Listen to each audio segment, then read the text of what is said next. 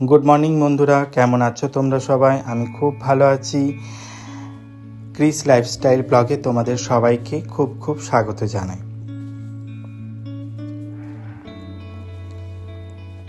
সকালবেলা ঘুম থেকে উঠে আমি একটু চা বসিয়ে নিয়েছিলাম। আমি সাধারণত অফিস যাওয়ার আগে 1 কাপ চা খেয়ে বেরিয়ে যাই, কারণ বেশি ভারী খাবার খেয়ে আমি অফিসে যেতে পারি না। তাই অফিস পৌঁছে ওখানে গিয়ে বাকি ব্রেকফাস্টটা কমপ্লিট করি। তবে যেদিন যেমন পাই সেরকমভাবেই করে নিই। এখন আমি রেডি হয়ে বেরিয়ে পড়েছি অফিস যাওয়ার জন্য। আমার বাড়ির সামনে থেকেই মেট্রো স্টেশন যাওয়ার জন্য রিক্সা পাওয়া যায়। এখান থেকে রিক্সা নিয়ে আমি এখন দমদম মেট্রো স্টেশন যাব এবং দমদম মেট্রো স্টেশন থেকে আমি রবীন্দ্র সরোবর মেট্রো স্টেশন যাব। দমদম মেট্রো স্টেশনে উঠে দেখি যে মেট্রোটি আমার মিস হয়ে যায়।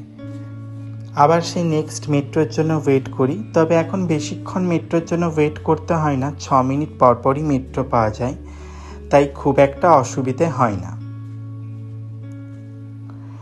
রবীন্দ্র সরোবর মেট্রো স্টেশনে নেমে আমি অটো স্ট্যান্ডের দিকে চলে যাই। এখান থেকে অটো নিয়ে আমি নিউ আলিপুর যাব। এটি হচ্ছে আপনার সাউথ কলকাতায়। নিউ আলিপুর পেট্রোল পাম্পের ঠিক অপোজিটেই আমার অফিসটি। সারাদিন অফিসের কাজে এতটাই ব্যস্ত ছিলাম যে আর কোনো রকমভাবে ভিডিও শ্যুট করতে পারিনি। তাই অফিসের কাজ সেরে অটো নিয়ে যথারীতি আবার চলে যাচ্ছি রবীন্দ্র সরোবর মেট্রো স্টেশন।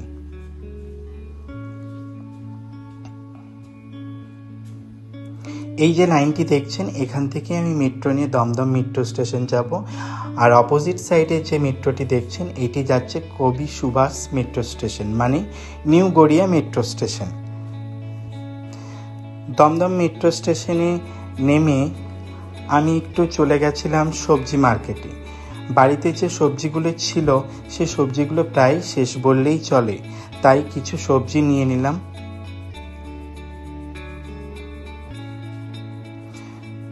সবজি নিয়ে আমি এখন রিক্সা স্ট্যান্ডের দিকে চলে গেলাম। এখান থেকে রিক্সা নিয়ে আমি আমার বাড়ির দিকে রওনা দেব। তবে এখান থেকে রিক্সা নিয়ে বেশি টাইম লাগে না, 10 মিনিটের মতো টাইম লাগে আমার বাড়ি পৌঁছাতে। আমি যে অ্যাপার্টমেন্টটিতে থাকি সে অ্যাপার্টমেন্টে পৌঁছে গেছি। এখানে আমি রেন্টে থাকি, আর এখানে আমি গ্রাউন্ড ফ্লোরেই থাকি।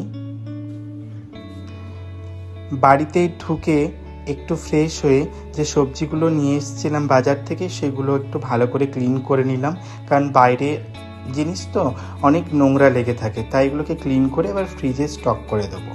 আর সকালে কিছু বাসন ছিল সেগুলোকেও আমি ক্লিন করে নিচ্ছি। আর অফিস থেকে আসার সময় আমি আজকে রাতের খাবারটা কিনে নিয়ে এসেছিলাম, আজ আর বাড়িতে বানাইনি। চলো বন্ধুরা, আমি খেয়ে নিই। তোমরা সবাই খুব ভালো থেকো। Good night. আমার এই ব্লগটা ভালো লাগলে লাইক, কমেন্ট অ্যান্ড সাবস্ক্রাইব করো।